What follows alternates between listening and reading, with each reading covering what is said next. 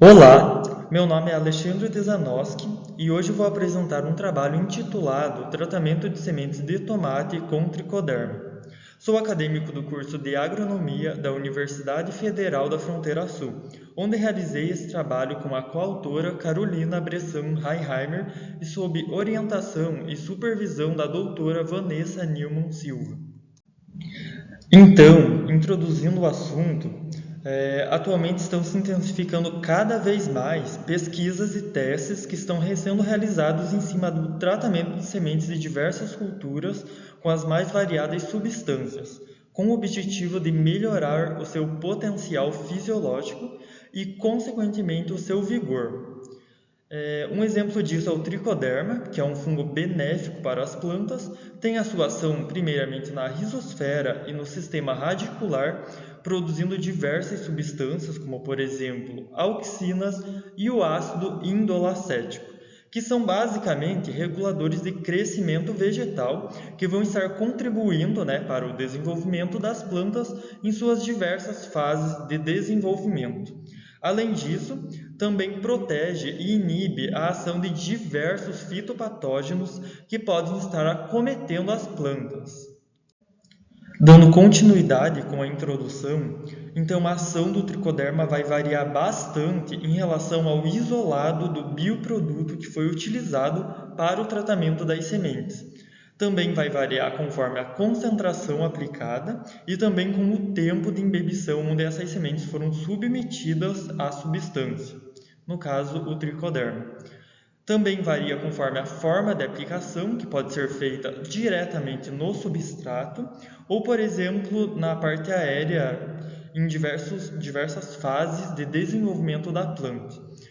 Outra variável é a espécie agrícola, então cada uma vai se comportar de uma forma diante das condições onde foram expostas e condicionadas, e também ao substrato de acordo com a sua composição, a sua condutividade elétrica, que pode ser baixa ou alta, então vai ter uma grande variação na absorção, de nutrientes e minerais do soluto do solo.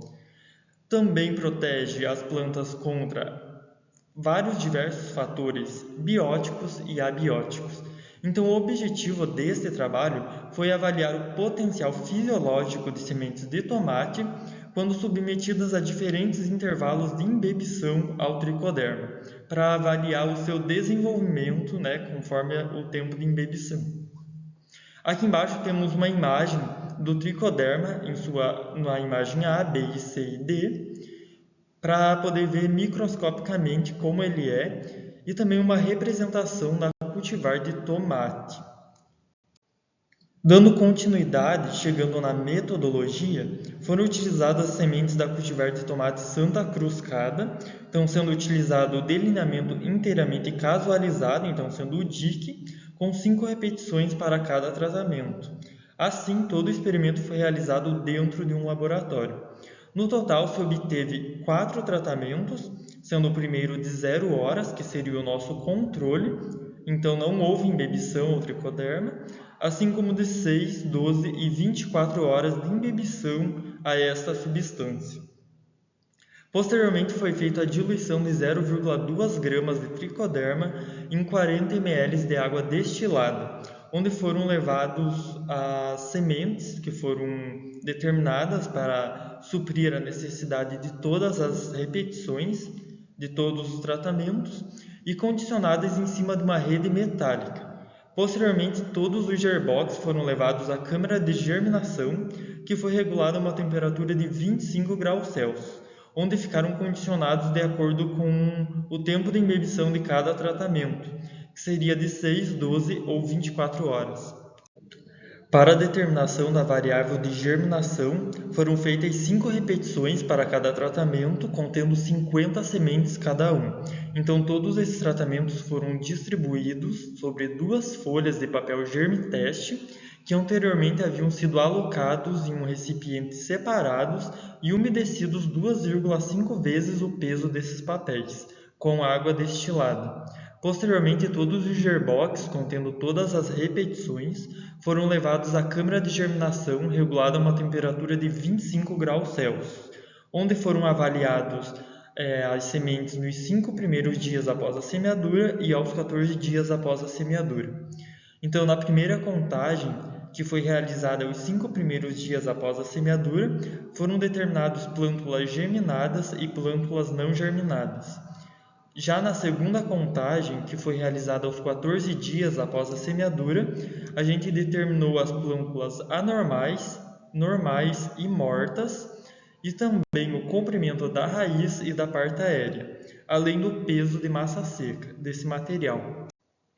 Para a determinação da variável de comprimento de plântulas, foi realizado 14 dias após a semeadura, então a gente utilizou uma régua graduada, então foi retirado 20 plântulas por repetição de cada tratamento, onde foi feita a medição da parte aérea e da parte da raiz separadamente.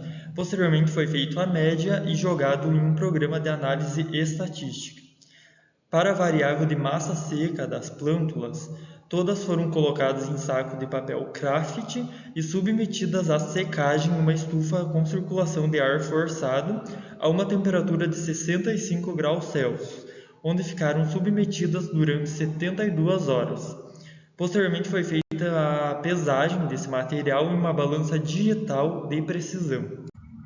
Todos os dados que foram coletados durante as avaliações foram levados ao programa de análise estatística para a análise de variância para o teste de Tuck e também para o teste de regressão por meio do programa SysVar. Chegando agora nos resultados para a variável de germinação 5 dias após a semeadura, podemos ver que não houve uma diferença estatística significativa entre os tratamentos, em comparação com o nosso controle, que seria o T0, onde não houve embebição ao tricoderma. Este apresentou um percentual de 58% de germinação em relação aos demais que não diferiram estatisticamente. Já para a variável de germinação 14 dias após a semeadura, também não houve uma diferença estatística significativa entre os tratamentos, em comparação com o T0, que seria o nosso tratamento sem embebição. No caso, aqui podemos ver os percentuais de germinação um pouco menores. Isso se dá ao fato de que na segunda avaliação foram avaliadas também as plântulas anormais. Então, as plântulas mortas e anormais foram descartadas e foram consideradas apenas as plântulas normais. Por isso que obteve um percentual um pouco menor em relação à germinação aos 5 dias após a semeadura. Para a variável de comprimento da raiz, onde foi feita a avaliação aos 14 dias após a semeadura, se obteve uma diferença estatística significativa para o tratamento de 6 horas de embebição ao tricoderma, apresentando uma média de 4,3 centímetros da parte do sistema radicular. Então, isso é um ponto positivo, considerando que quanto maior o sistema radicular, maior é a área de absorção das raízes, maior é a área de contato com a superfície do solo, ocasionando assim uma maior absorção de nutrientes pela planta, que vai acarretar no seu desenvolvimento e na sua produtividade final. Nesse caso do tomate, que é um ponto que agrega uma maior produtividade e uma maior rentabilidade para o produtor. Já para a variável de comprimento da parte aérea, onde foi feita a avaliação aos 14 dias após a semeadura, não se obteve uma diferença estatística significativa. Podemos ver que para o tratamento T0, onde não houve embebição das sementes ao tricoderma, apresentou a maior média, sendo entre 3,8 e 3,9 centímetros da parte aérea, em relação às demais que decaiu um pouco.